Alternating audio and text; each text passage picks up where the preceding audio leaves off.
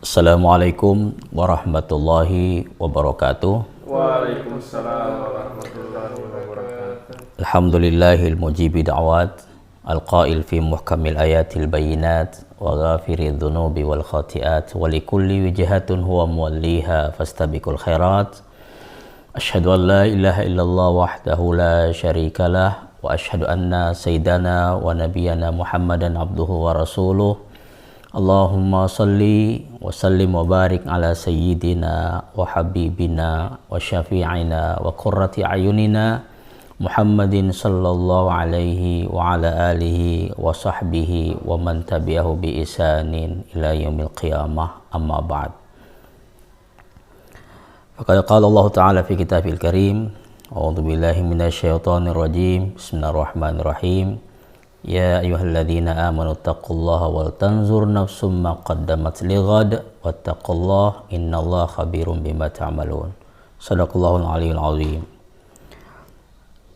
Sahabat-sahabat muslim yang dimuliakan Allah Subhanahu wa taala, alhamdulillah pada malam yang penuh berkah ini kembali kita hadir dalam kajian ngaji live yang diselenggarakan oleh Netizen TV dan Ikatan Alumni Pergerakan Mahasiswa Islam Indonesia. Mudah-mudahan pertemuan kita kali ini beroleh rahmat, berkah dan ridha dari Allah Subhanahu wa taala.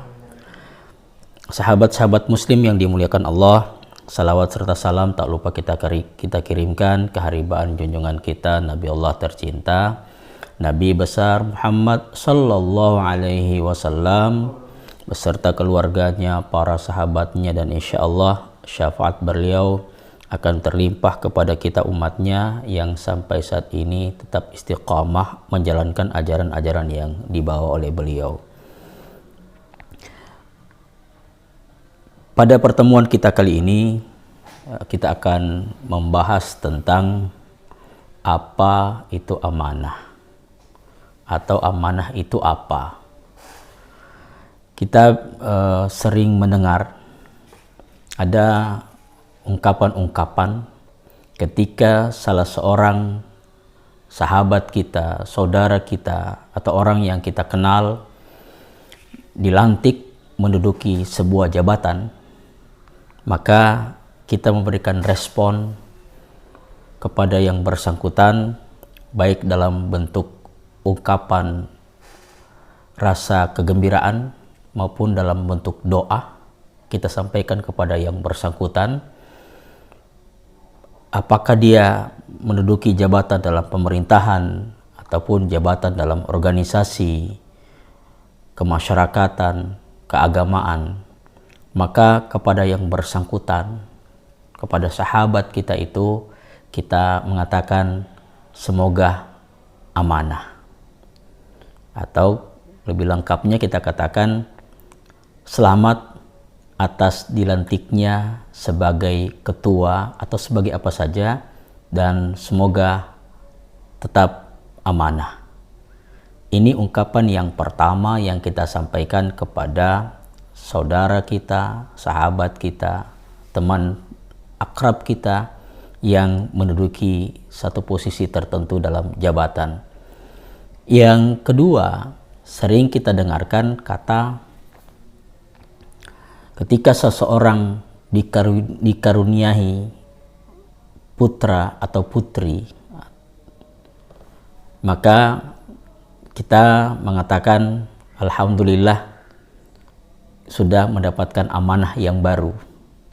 Atau kita katakan jagalah, peliharalah amanah yang dititipkan oleh Allah kepadamu.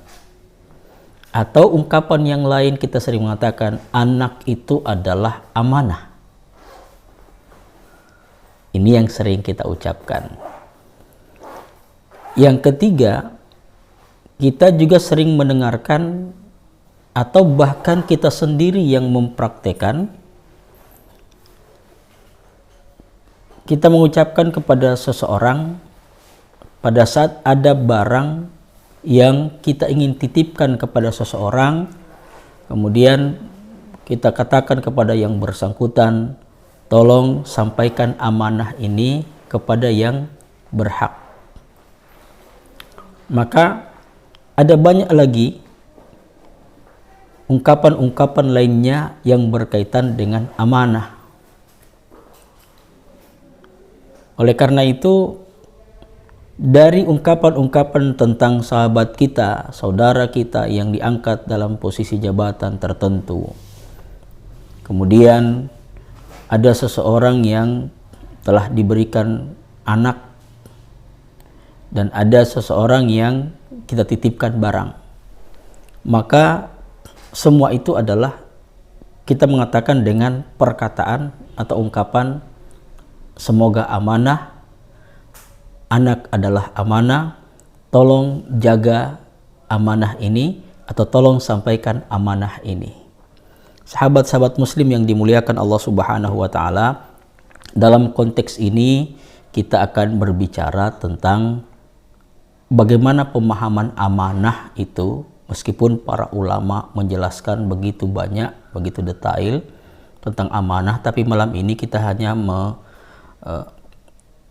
kaji amanah itu dalam perspektif kitab Nuzhatul Muttaqin, Syarah Riyadhus Shalihin, dengan pemahaman amanah yang sederhana. Insya Allah kita bisa dapat pahami.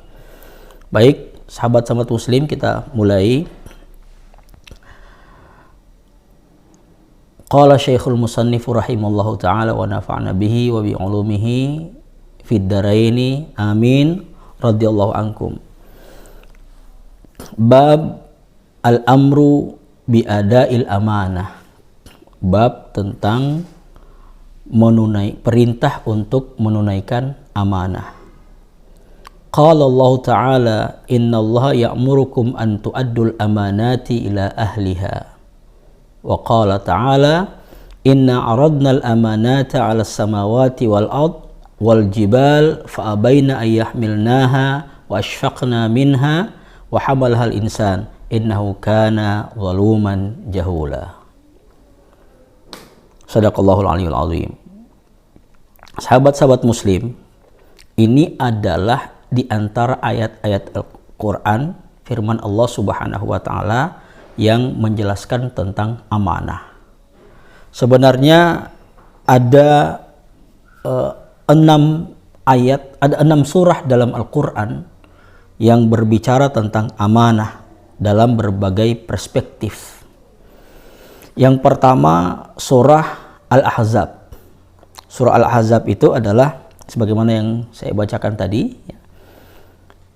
Inna aradna al-amanata 'ala samawati wal ard. Sesungguhnya kami telah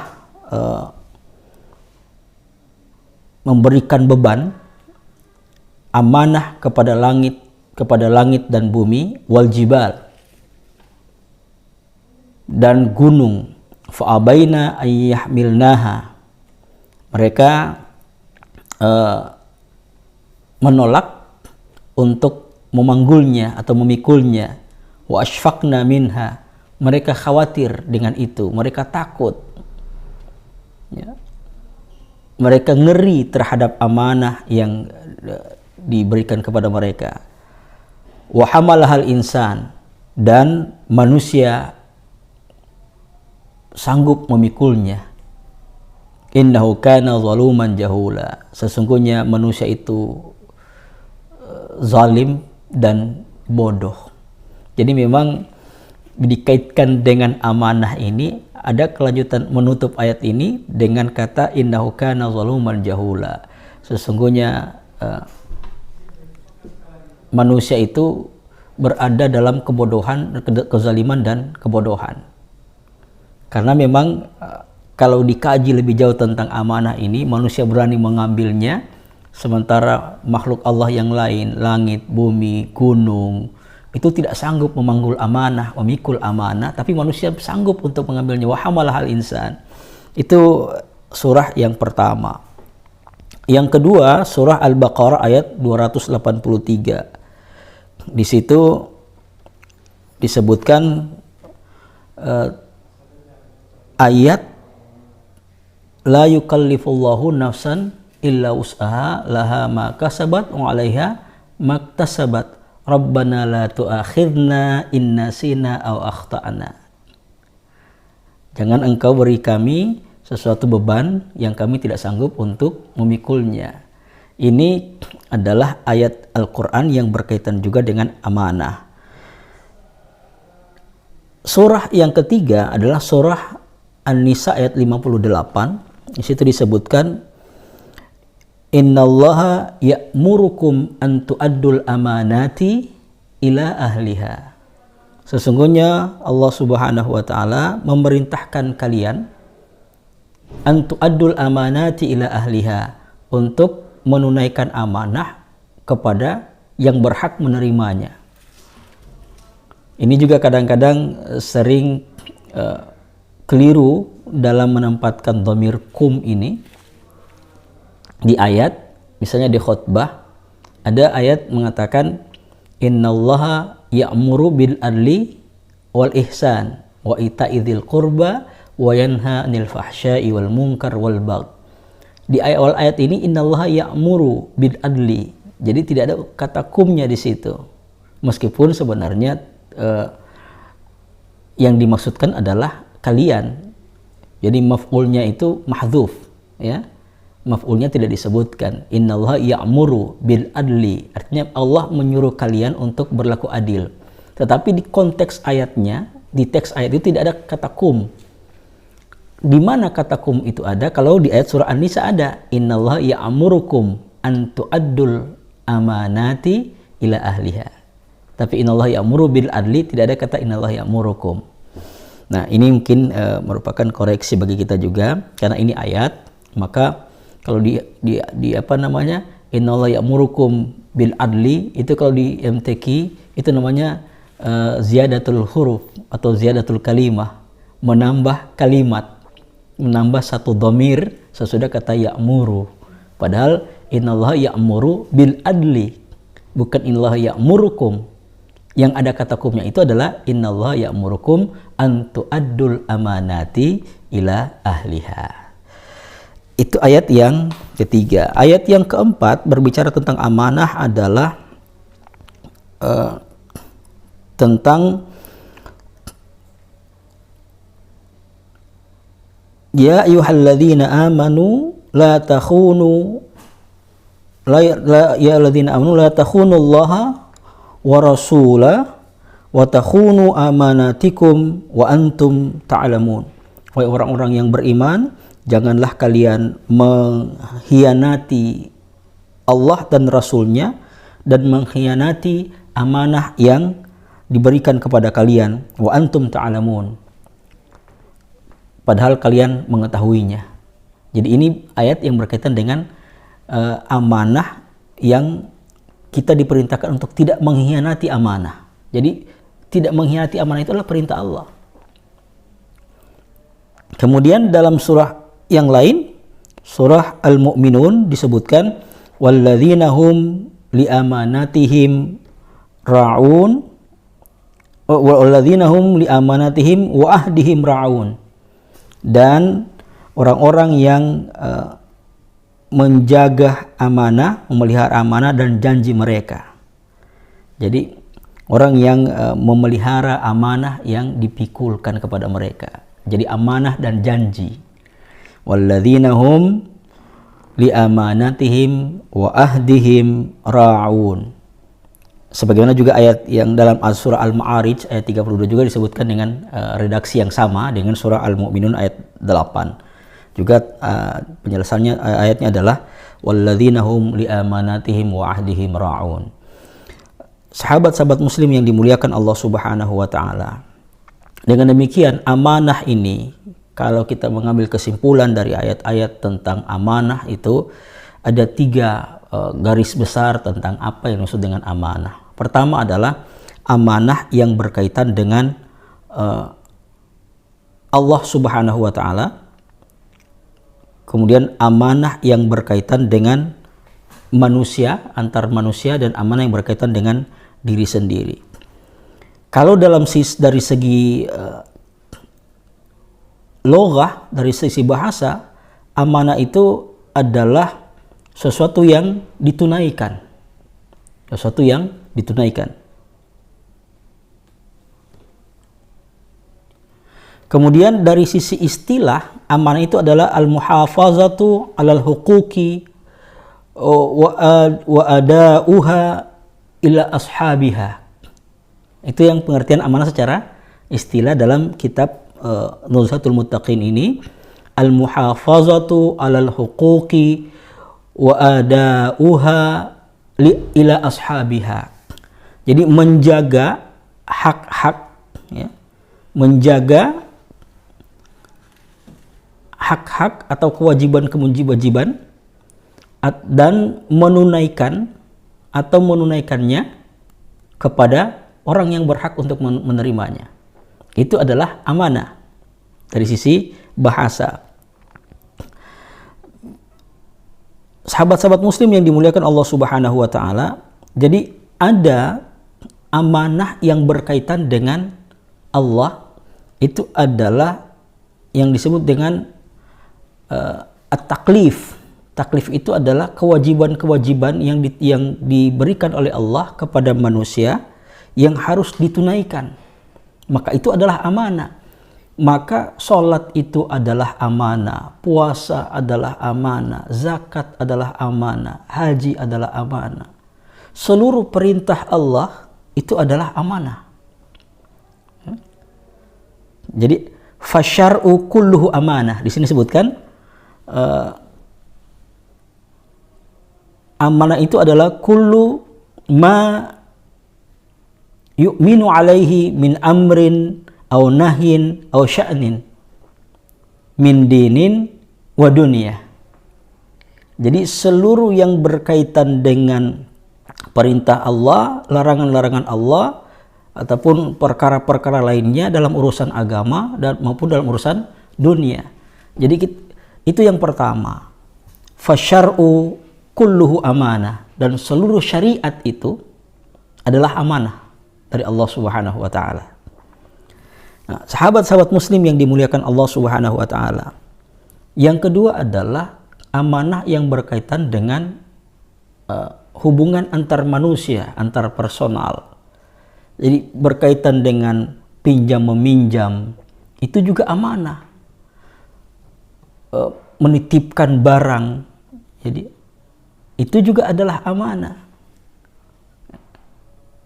Nah, janji, perkataan kita dengan seseorang itu juga adalah amanah. Termasuk sesuatu yang Allah berikan kepada kita berupa kenikmatan, itu juga adalah amanah. Harta, anak, kedudukan, pangkat, jabatan, itu adalah amanah yang harus kita tunaikan, amanah yang harus kita jaga. Sama dengan kalau kita mengatakan amanah itu berkaitan dengan kepemimpinan, maka di dalam amanah itu ada yang disebut dengan ra'iyah, tanggung jawab. Kullukum ra'in wa kullukum mas'ulun an ra'iyati. Jadi di dalam kepemimpinan itu ada amanah yang harus kita tunaikan. Apa itu? Ada tanggung jawab yang harus kita jalankan, yang harus kita pertanggungjawabkan di hadapan Allah. Itu amanah. Kalau itu berbicara tentang barang titipan kepada kita, baik itu anak, harta dan lain sebagainya, maka tanggung jawab kita di dalamnya adalah tanggung jawab memelihara. Ada amanah memelihara di dalamnya. Kalau kita berbicara tentang amanah. Kalau kita berbicara tentang barang yang kita sampaikan kepada orang lain, yang dititipkan kepada kita, maka di dalamnya berisi tentang penunaian amanah, menyampaikan sesuatu kepada yang berhak untuk kita sampaikan amanah itu. Itu berkaitan dengan antar manusia. Terakhir adalah amanah yang berkaitan dengan diri sendiri. Apa amanah yang berkaitan dengan diri sendiri? Amanah yang berkaitan dengan diri sendiri adalah menjaga diri ini, tidak boleh merusak diri, karena diri ini adalah amanah Allah Subhanahu wa taala. Allah ciptakan kita ini sesempurna mungkin berbeda dengan makhluk-makhluk yang lain, maka jagalah kesempurnaan yang Allah berikan ini. Laqad khalaqnal insana fi ahsani taqwim. Sebab kalau kita tidak mampu menjaga amanah diri ini, thumma radadnahu asfala safilin. Itu jadi betapa luasnya ini amanah. Dengan demikian, kalau kita mau buat sebuah gambaran, hampir semua kehidupan kita ini adalah amanah. Hampir semua, bahkan mungkin semua diri kita ini adalah amanah. Berkaitan dengan diri kita, hubungan kita dengan orang lain, bahkan hubungan kita pun dengan Allah, hablum minallah wa hablum minan nas, itu adalah amanah yang harus kita tunaikan, yang harus kita jaga, yang harus kita pertanggungjawabkan. Dari sisi psikologi, para ahli itu sudah melakukan penelitian tentang bagaimana amanah itu bisa membuat seseorang itu bisa bernilai dalam hidupnya. Karena di dalam amanah itu ada kejujuran, ya, ada trust istilahnya ya. Amanah itu ada kejujuran, ada kepercayaan, ada kejujuran, ada kepercayaan, ada trust ya, ada kepercayaan. Jadi kalau di dalam amanah itu tidak ada kejujuran, tidak ada kepercayaan, maka itu akan melalaikan amanah ini. Dan ini sangat berat. Dan ini sangat berat. Oleh karena itu kalau misalnya berbicara tentang kepemimpinan, banyak orang berlomba-lomba untuk mengejar sebuah kedudukan, menjadi seorang pemimpin. Padahal mereka tidak tahu bahwa di dalamnya itu ada tanggung jawab yang besar. Tanggung jawab orang per orang yang kita bina, yang kita pimpin, yang kita menjadi pemimpin di antara mereka. Dan ini sudah digambarkan oleh para sahabat bagaimana mereka punya tanggung jawab yang besar terhadap yang mereka pimpin.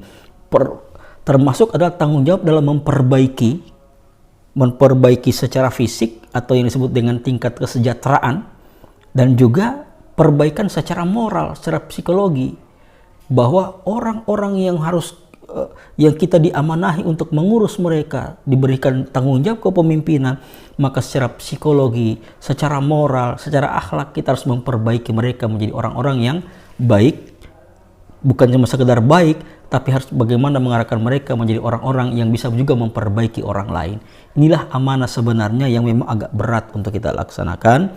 Akan tetapi kita semua ini tetap bermohon kepada Allah Subhanahu wa Ta'ala, meskipun beban ini ditolak oleh langit, ditolak oleh bumi, ditolak oleh gunung, akan tetapi manusia berani untuk mengambilnya, dan kita dianggap sebagai zaluman jahula, orang yang zalim, sekaligus orang yang bodoh ketika menerima amanah ini.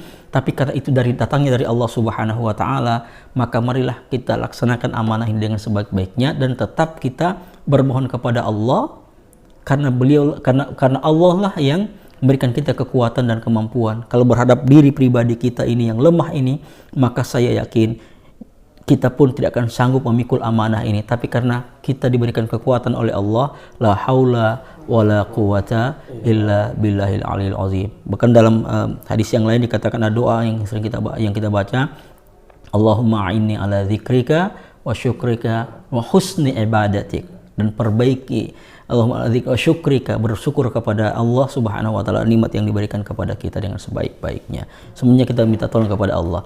Mungkin sebelum kita akhiri, kita tutup, ada pertanyaan berkaitan dengan amanah ini, silakan. Ada Ustadz dari Amnatia Anwar, mahasiswa UNG.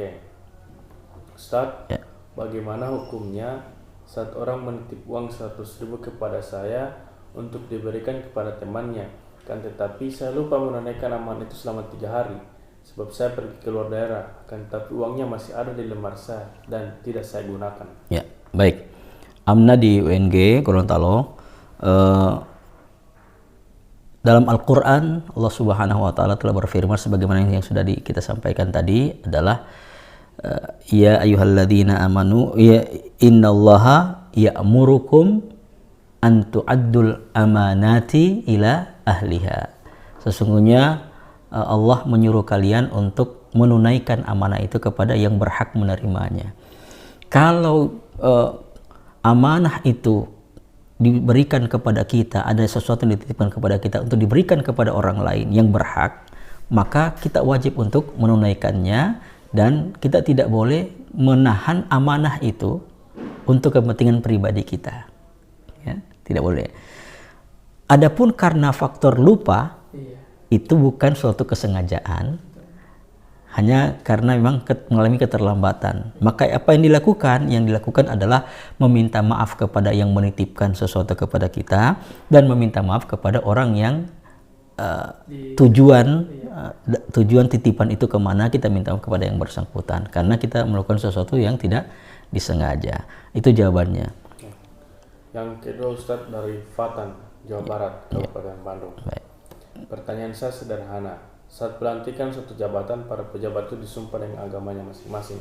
Akan tetapi mengapa para pejabat itu ada yang korupsi? Bagaimana hukumnya buat keluarga yang makan dari hasil korupsi? Baik.